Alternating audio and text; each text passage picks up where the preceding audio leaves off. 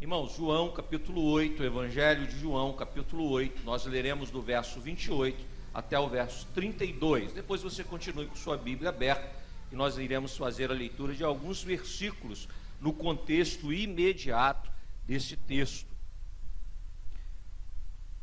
Eu lerei, os irmãos acompanharão a leitura da maneira que se encontram. Diz assim a palavra do Senhor: Disse-lhes, pois, Jesus: quando levantardes o Filho do Homem, então sabereis que eu sou, e que nada faço por mim mesmo, mas falo como o Pai me ensinou.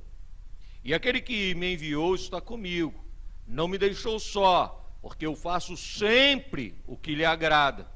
Dito estas coisas, muitos creram nele. Disse, pois, Jesus aos judeus que haviam crido nele: se vós permanecerdes na minha palavra, sois verdadeiramente meus discípulos, e conhecereis a verdade, e a verdade vos libertará. Senhor nosso Deus, depois da leitura da palavra, nós recorremos a Ti mais uma vez, te pedindo que Tu venha nos iluminar, que Tu nos esclareça a respeito da mesma. É a oração que nós fazemos em nome de Jesus. Amém, Senhor. Irmãos, aqui está Jesus no seu ministério, mais uma vez, diante dos judeus, pregando o evangelho da salvação e anunciando a eles que Ele mesmo, Jesus, era o próprio Deus encarnado. Isso fica muito claro no relato do versículo 28, quando ele afirma: quando levantardes o Filho do Homem, então sabereis que eu sou. Lógico que Jesus está fazendo referência ao Deus que se apresenta a Moisés no Antigo Testamento, não é verdade? Naquele momento que antecede a libertação do povo, e assim se apresenta Deus a ele. Ele faz a pergunta: o povo vai me indagar a respeito de quem me envia, e o que eu direi? Dirás tu que o eu sou te enviou. Foi a palavra do Senhor ao seu servo. E aqui nesse texto, Jesus então se apresenta como o próprio Deus encarnado. Então aquilo que poderia ser um segredo, aquilo que poderia estar distante da compreensão humana, então é apresentado aos homens por amor, por graça e por misericórdia de Deus. É Ele mesmo que se revela a todo homem que estava perdido, a todo homem que estava sem conhecimento acerca da sua própria realidade espiritual e de como sanar os prejuízos e os danos causados pelo pecado. Então Deus, Ele se revela nas Sagradas Escrituras, através dos profetas, através da lei, como disse lá o escritor aos Hebreus, e através do seu Filho, Cristo Jesus, Senhor e Salvador nosso. O tema do sermão hoje é segredo revelado. Quando nós pensamos sobre o conhecimento, a gente pensa sobre a capacidade, a partir do conhecimento, de nós resolvermos problemas e questões que dizem respeito à realidade, não é verdade? Se eu tenho uma dificuldade para fazer alguma coisa, quando eu adquiro conhecimento, a maneira daquilo funcionar, a maneira com que aquilo se constrói, a maneira com que aquilo se dá, aí eu passo a ter agora a condição a partir do conhecimento. Bom, isso é uma verdade, não é verdade? Lógico que é. Pega aí o problema matemático, o Daniel vai falar melhor do que eu, não é assim? A gente precisa conhecer o problema, não é? E a partir do problema a gente vai em busca da equação, não é? Colocando lá os elementos corretos, a gente vai achar o resultado que soluciona o problema. Quando a gente conhece, a gente então chega à solução. Aí um filósofo inglês, Francis Bacon, ele dizia o seguinte: foi ele que cunhou essa expressão, essa máxima: saber é poder. Se eu sei, eu posso.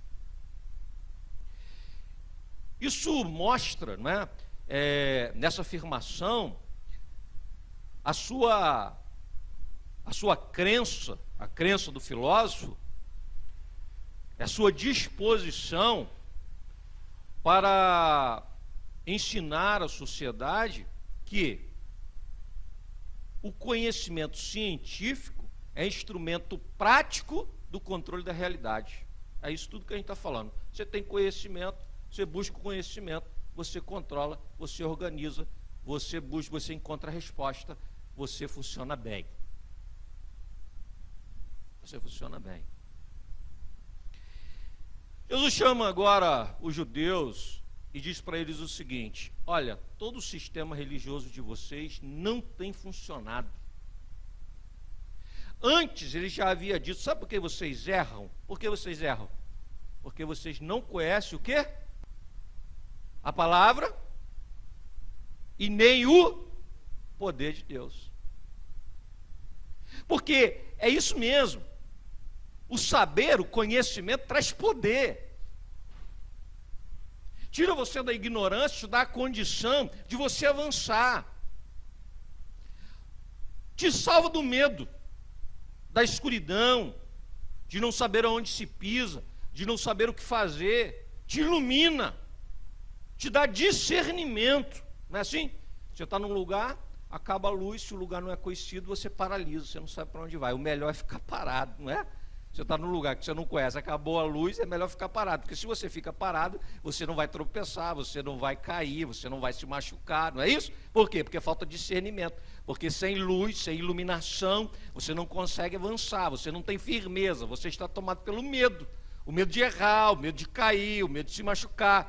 Jesus agora confronta os religiosos daquele tempo dizendo: olha, o que acontece é que o sistema de vocês, ele não funciona. E ele não funciona simplesmente porque falta a vocês conhecimento. E eu vim para que vocês tenham conhecimento. E só há uma maneira. E ele apresenta essa maneira. Ele diz assim, Jesus diz que ele é a própria revelação de Deus. Jesus é a revelação divina encarnada. Ele é Deus. O interessante, aí a gente vai caminhar com C.S. Lewis, né, que ele disse assim, o escritor inglês, ele dizia assim, bom, ninguém pode dizer, se Jesus não era Deus, ninguém pode dizer que foi um homem bom, que foi um homem reto, que foi um homem correto, que foi um homem que deixou boas palavras, que possa iluminar os nossos passos de alguma forma, porque se ele não era Deus, ele foi o maior de todos os mentirosos. Então não dá para você dizer assim, eu não creio que ele é Deus, mas ele é um sábio, eu não creio que ele é Deus, mas é um professor, eu não creio que ele é Deus, mas acredito que seja uma grande mente que veio iluminar o mundo. Não dá, porque ele mesmo se revela como sendo Deus, e ele mesmo diz, eu sou a verdade, e essa verdade definitiva é que ele é o Deus encarnado, que veio ao encontro da minha vida e da tua. Mas não um Deus estranho, um Deus diferente, um Deus longe. Não, um Deus que se fez carne e habitou entre nós. Ou seja, um Deus que veio e se identificou comigo e contigo. Aqui, no nosso lugar. Aqui, na terra. Pisou, marcou a história da humanidade. A história da humanidade que se divide antes e depois. Foi um que visitou, que foi às festas e se alegrou na hora do casamento e da união familiar, e ali ele se alegrou também e abençoou aquela casa. Como eu e você frequentamos festas e nos alegramos com essas questões. Agora, a gente diz assim, por que alegria? Se tudo é passageiro e tudo acaba. Aí ele vai dizer, em mim não acaba nunca, e tudo faz sentido. Não faz sentido nenhum, nenhuma festa que eu fui, não faz sentido nenhum, nenhuma comemoração, porque tudo passa, tudo acaba. Daniel ainda pregava hoje, né? A vida é assim, debaixo do sol, né? Aí ele citou a cena do filme, né, do apóstolo Paulo, e Paulo conversando lá naquele diálogo do filme. Não está nas escrituras, mas é maravilhoso, porque tirado da verdade toda da mensagem de Paulo, a gente pode dizer que, de fato, isso foi ensinado por ele, que a vida é passageira, que a vida passa mesmo. Como quem pega um punhado de água na palma da sua mão, segura e sustenta por algum tempo, logo depois escorre tudo e você já não tem mais nada, e se passar um pouco mais de tempo, seca-se totalmente e não fica um vestígio da água que anteriormente estava ali. Bom, se a vida é isso, então, como poderemos enfrentar a vida? E Jesus vem e se apresenta como aquele que diz: não, toda festa é festa a partir de uma vida comigo. Aí a gente comemora aniversário, aí a gente se reúne, e aí a gente vai numa festa de casamento, entende? A alegria de uma união, de uma família que se forma, tudo faz sentido. Mas a partir dele, que transforma a água purificadora, aquele lugar que era para, melhor dizendo, que era para colocar as águas purificadoras, que eram águas que falavam sobre a separação, não é? Toda vez que o judeu tinha um encontro com alguém que não era judeu e era tido como impuro, toda vez que ele ia a um funeral, ou toda vez que ele tinha um encontro e um relacionamento com uma mulher, que depois sabidamente estava na época da regra feminina, então ele tinha que se banhar com aquelas águas purificadoras, entendeu? E aí Jesus pega aqueles vasilhames que era próprio para isso, que falava de um judeu separado, de um judeu que precisava se purificar o tempo todo, de um judeu que tinha medo do encontro, de um judeu que não podia tocar em ninguém porque ia se contaminar. Agora ele pega aquele vasilhame, podia ter feito onde o vinho acabou. Se o vinho acabou, tinha um vasilhame onde estava um vinho, ou não? Mas é aquele, traz aquele. E ali naquele vasilhame das águas purificadoras, ele transforma a água em vinho naquele vasilhame. Ou seja, agora, a partir do sangue do Cordeiro, daquilo que ele opera, do fazer dele, agora o vinho é o símbolo da alegria, da união, do encontro, da festa, da harmonia, da satisfação, do prazer. Aí ele transforma, e a alegria naquela casa. Foi isso que ele fez no meu casamento e no teu. Foi isso que ele fez lá em casa, na minha casa e na tua. No dia que ele me achou, ele me encontrou, as coisas estavam desorganizadas, eu não conhecia, eu não sabia, eu não tinha conhecimento, por isso não tinha poder. A partir do momento que eu tive um encontro com ele, e ele, melhor dizendo, veio ao meu encontro, que é ele que veio ao nosso encontro, aí mudou tudo. Mas mudou na prática, mudou realmente, mudou de verdade.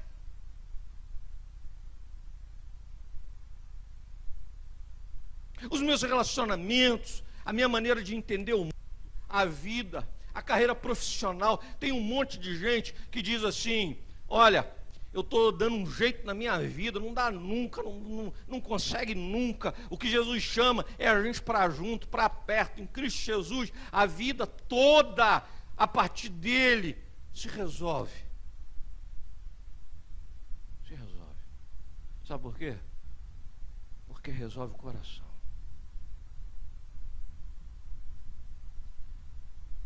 Coração que não sabe, que não conhece, obscurecido. O filósofo tinha razão. Saber é poder. Mas ele tinha em parte, porque ele achava que o conhecimento intelectual, ele dá conta de tudo. E não dá. E não dá. Aquilo que a gente traz no coração, a alma, a gente não dá conta do peso dessas coisas.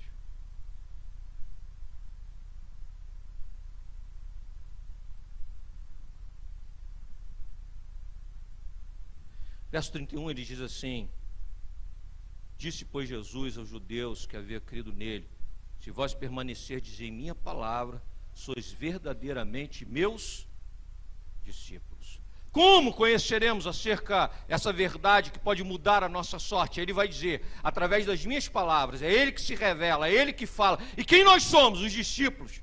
Ou seja, aqueles que servem os senhores têm disposição para aprender. Eu quero aprender, eu quero saber, eu estou atrás disso, eu estou aos pés de Cristo. Eu já não defino, eu já não falo, eu já não digo como vai ser, eu não dito. Nós estamos tendo pregações aí em que as pessoas estão sendo ensinadas que você deve dizer para Deus como fazer. E a oração é o lugar onde a gente ensina a Deus a realizar aquilo que o nosso coração deseja, não é isso? E oração não. Oração é o lugar do humilde, daquele que fala com Deus e espera no Senhor a sua resposta, do jeito dele, a maneira dele. Coração de discípulo. A gente fala sobre coração de discípulo e hoje a gente encontra tanta gente arrogante, tanta gente que não tem humildade para ouvir. E com respeito a esse Deus que se revela, nós, homens, devemos estar sempre prontos para escutar.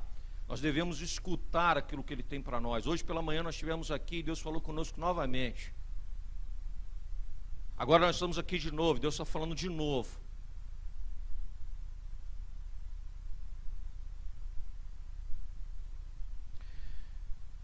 Um outro ponto que eu gostaria de destacar, irmãos, é que Jesus se apresenta como sendo a verdade que liberta. Verso 32. E conhecereis a verdade vos libertará.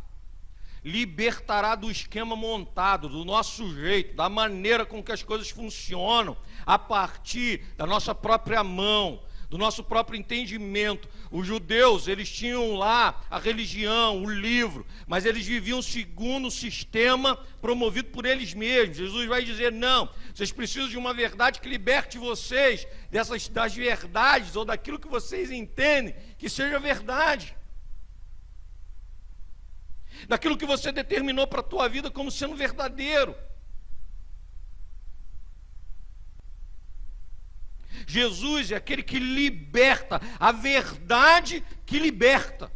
Não é uma verdade para a gente poder conhecimento acerca de alguma coisa. Não, essa verdade me liberta, me arranca as amarras, me tira da escravidão.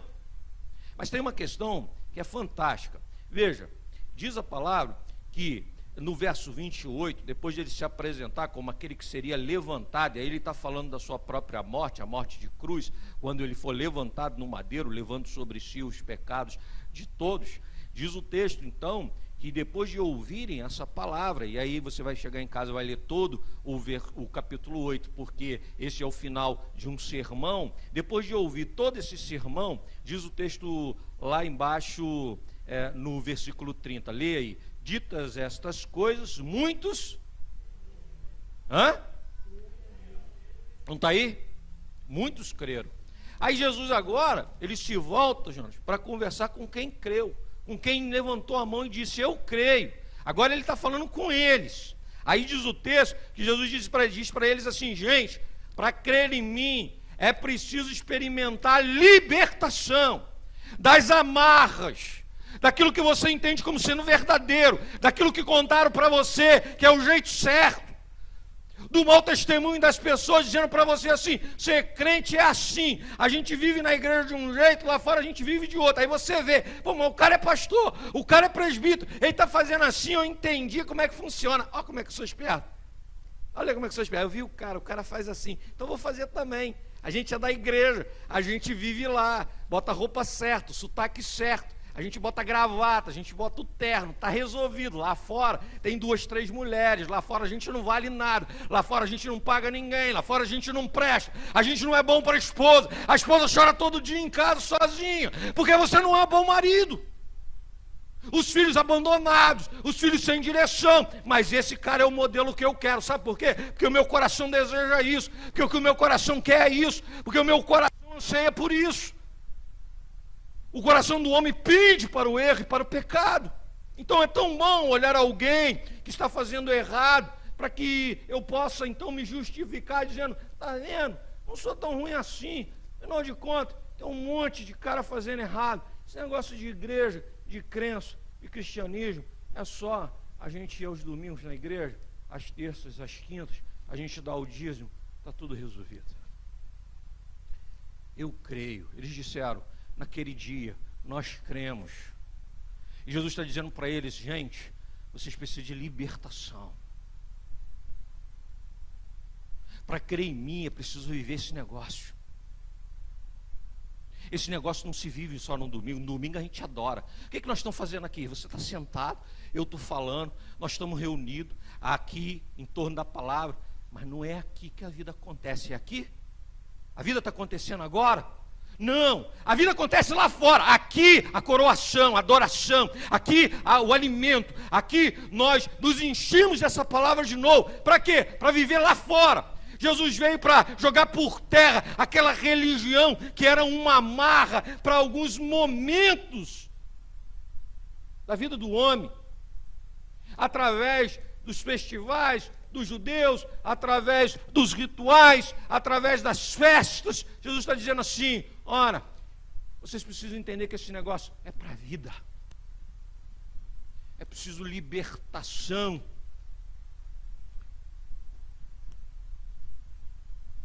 Veja, eu e você, nós estamos, Joelma, pregando, anunciando, uma multidão se levanta e diz assim: eu creio. A gente faz uma festa, e aí a gente começa a entender que é muito bom ter um monte de gente com a gente. Aí a gente pensa assim agora, a gente pensa, gente, o que a gente precisa a partir de agora é manter esse pessoal aqui. E para manter esse pessoal, o que a gente precisa fazer? A gente começa a descobrir uns meios e umas maneiras para que esse negócio continue funcionando. A gente faz igual os filhos de Arão, que quando viram o fogo descer do céu, pensaram assim: esse negócio é maravilhoso, essa manifestação, o povo impactado. Esse negócio não pode acontecer a partir do agir de Deus, tem que estar no controle das nossas mãos. Eles eram levitas como o pai, portanto eles pensaram assim: se esse negócio ficar sob nosso controle, aí a gente fica agora poderoso demais. Aí foram lá, inventaram um fogo, pegaram um fogo estranho, trouxeram para o meio do povo para dizer assim: isso é fogo de Deus, o negócio continua aqui, agora é a gente que está controlando, agora vai ser na hora que a gente quer, do jeito que a gente quer, vai ser da nossa maneira. Agora nós vamos ensinar, vamos dar curso e aula como que o fogo do agir do poder de Deus, ele acontece. Aí diz o texto que porque eles tomavam todas aquelas precauções e colocavam aqueles ungüentos no corpo antes de todo cerimonial, diz o texto que por conta disso, então, eles não cuidaram, aquele fogo que eles foram pegar lá, o material inflamado no corpo, aquele fogo tomou o corpo dos dois, eles foram queimados diante do povo.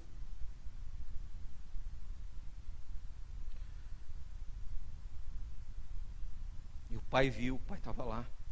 Moisés, conversando com o irmão, o tio, disse assim para ele: meu irmão, Deus disse que hoje ele se manifestaria. Entenderam isso? A gente está entendendo isso? Deus disse que hoje ele se manifestaria.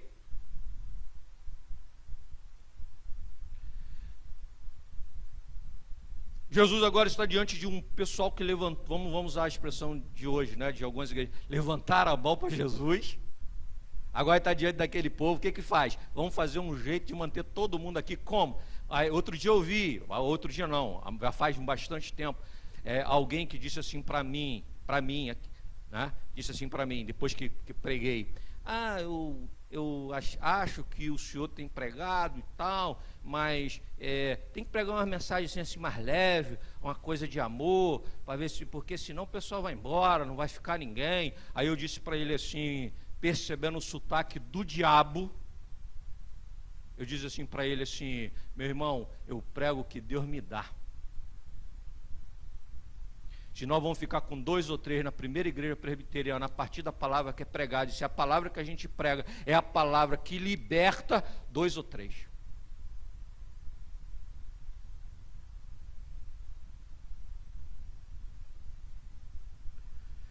Sabe por quê? Porque veja bem, estes que disseram no verso que nós acabamos de ler, depois de ouvir a palavra de Jesus, depois de dito estas coisas, esses que creram, Jesus, pois, disse a eles, aos judeus que haviam crido, olha só: conhecereis a verdade vos libertará. Esses responderam. Aí eu gostaria de caminhar com os irmãos. Versos 33, 37, 39 e 44. Veja, responderam-lhe: somos descendentes de Abraão, jamais somos escravos de alguém. Como dizes tu, sereis livre? Verso 37. Bem sei que sois descendentes de Abraão. Essa é a palavra de Jesus. Contudo, procurais matar-me, porque a minha palavra não está em vós. Verso 39. Então lhes responderam: nosso pai Abraão. Disse-lhe Jesus: se sois filhos de Abraão, praticai as obras de Abraão. Verso 44.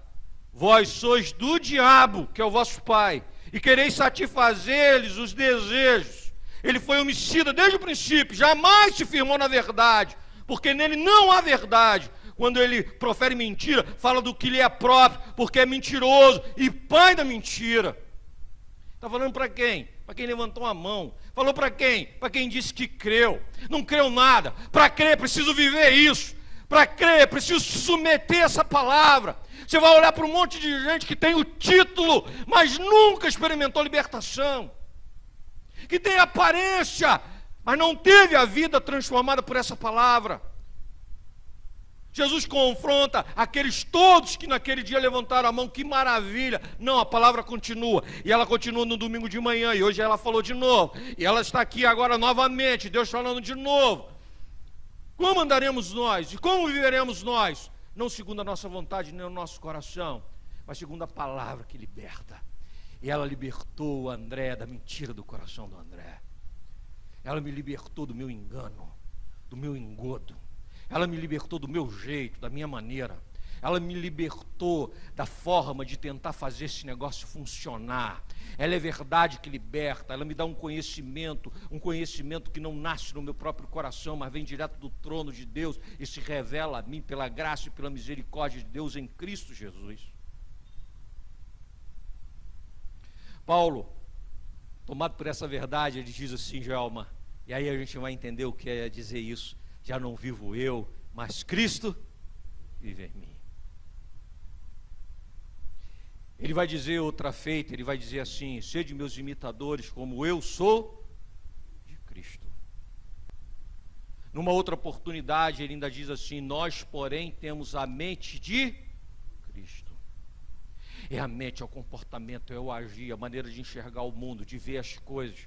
É a minha mão transformada, que agora onde toca abençoa. A mão que matava, que batia, a mão da violência, agora é a mão do amparo, é a mão que abençoa, que mostra o caminho, que sinaliza. É a mão de João Batista dizendo e apontando para João, seu discípulo, e André: eis o Cordeiro de Deus que tira o pecado do mundo. A minha mão, desde o dia que vive o encontro com Cristo, agora se transformou na mão que aponta para a verdade que liberta.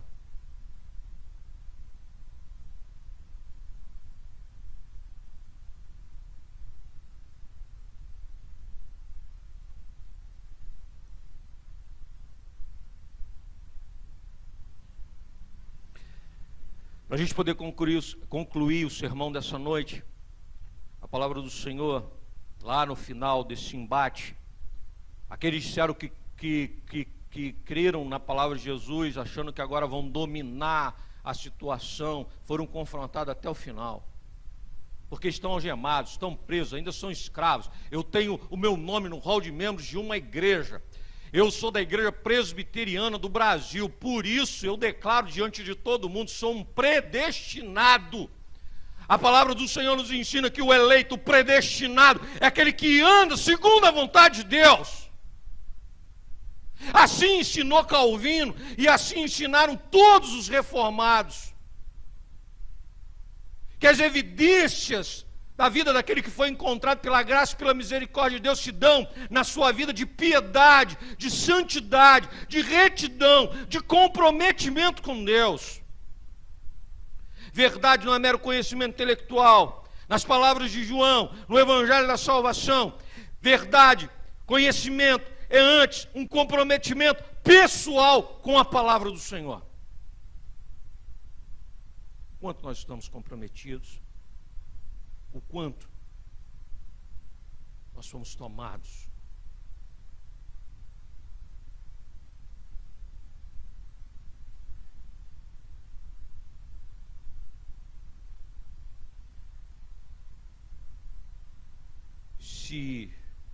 de Jesus: vós não tendes conhecido, não tendes conhecido a Deus, porém eu o conheço. Se eu disser que não o conheço, sou mentiroso, mas eu o conheço e guardo a sua palavra. Abraão, vosso pai, alegrou-se por ver o meu dia, viu e regozijou-se. Perguntaram-lhe, pois, os judeus: ainda não tem 50 anos e viste Abraão? Respondeu-lhe Jesus: em verdade vos digo, antes que Abraão existisse, eu sou. E ele afirmou de novo. Eles estão conversando com Deus e são arrogantes. Eles estão com o próprio Deus encarnado diante deles, mas são escravos e escravos que não querem libertação.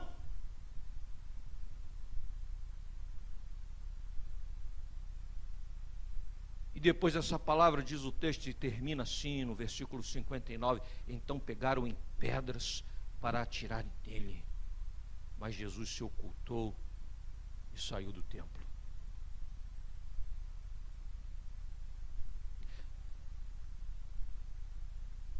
Irmãos, Jesus Cristo mais uma vez se apresenta hoje para falar conosco sobre essa verdade. Verdade que liberta. Liberta você de você mesmo. Me liberta de mim mesmo. Daquilo que é pretensa verdade do meu coração, que não passa de mentira. Para viver segundo a maneira e o jeito dele. Submetido ao seu senhorio, experimentando o seu cuidado. Nós que estamos aqui hoje na primeira igreja presbiteriana em Queimados, você que nos acompanha pela internet, a palavra do Senhor é Deus mesmo se revelando. A partir do conhecimento dessa palavra e a partir de me colocar como servo humilde diante do Senhor, que é dado aos seus pés, a partir desse relacionamento pessoal e desse comprometimento com Ele, então agora eu ando em novidade de vida, iluminado, abençoado, esclarecido. Os meus pés já não tropeçam, já o meu caminhar não é vacilante. Agora o meu caminho é reto. Agora o meu caminho é para a glória de Deus. Aqueles mesmos que tentaram pegar em pedras, Estela, para abafar a voz de Cristo Jesus, foram os mesmos que apedrejaram a Paulo. São os mesmos que se levantam e se levantarão contra mim e contra você. Pregadores da verdade que liberta. Porque diz João, nesse mesmo evangelho que nós acabamos de ler, porque a luz veio ao mundo, mas eles amaram muito mais as trevas. A luz veio ao mundo, e aqueles que são nascidos da luz, esses vivem na luz. E é de nós que o evangelho fala, nascidos da luz, eu e você, e a luz é Cristo Jesus, Senhor e Salvador nosso. Essa luz que ilumina lá na tua família, essa luz que ilumina no teu casamento, essa luz que irradia na criação dos seus filhos, essa luz que abençoa você enquanto você caminha pelas ruas, essa luz que te abençoa na sua carreira profissional, essa luz, é lógico, saber, conhecer é poder. Para resistir o diabo, para resistir o mal, poder para viver na carne toda perseguição, poder para desafiar todo o reino das trevas, poder para continuar firmado na rocha que é Cristo Jesus, a despeito da tempestade. Nós conhecemos, por isso nós temos poder dado por Deus. Ninguém poderá nos resistir todos os dias das nossas vidas. Que Deus nos abençoe, que Deus te abençoe.